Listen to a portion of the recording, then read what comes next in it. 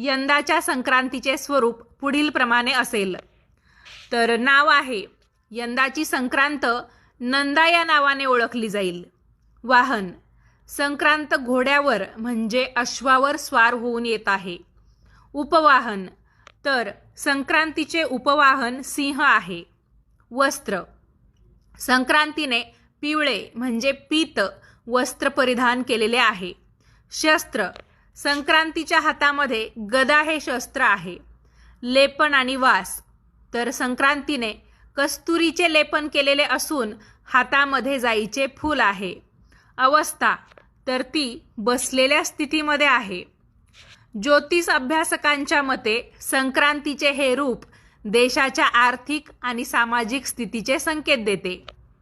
वस्त्र आणि महागाई याबाबत काय सांगितलेलं आहे ते सुद्धा ऐका.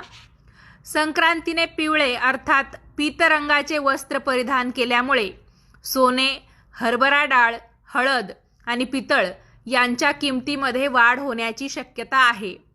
पिवळा रंग गुरुग्रहाशी संबंधित असल्यामुळे धार्मिक कार्यांवर आपला खर्च वाढू शकतो. शस्त्र आणि गती काय सांगते ते ऐका. हातामध्ये संक्रांतीने गदा हे शस्त्र धारण केलेले असल्यामुळे हे शिस्त आणि संघर्षाचे प्रतीक आहे. शत्रू राष्ट्रांवर वचक यामुळे निर्माण होईल.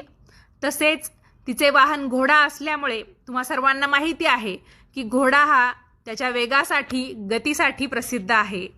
तर यामुळे काय होईल, जगामध्ये राजकीय आणि तांत्रिक घडामोडींना प्रचंड वेग येईल. संक्रांतीची बसलेली स्थिती आपल्याला काय सांगते, तर बघा, संक्रांत बसलेल्या अवस्थेमध्ये असल्याने व्यापारी वर्गासाठी हे वर्ष स्थिरतेचे असेल.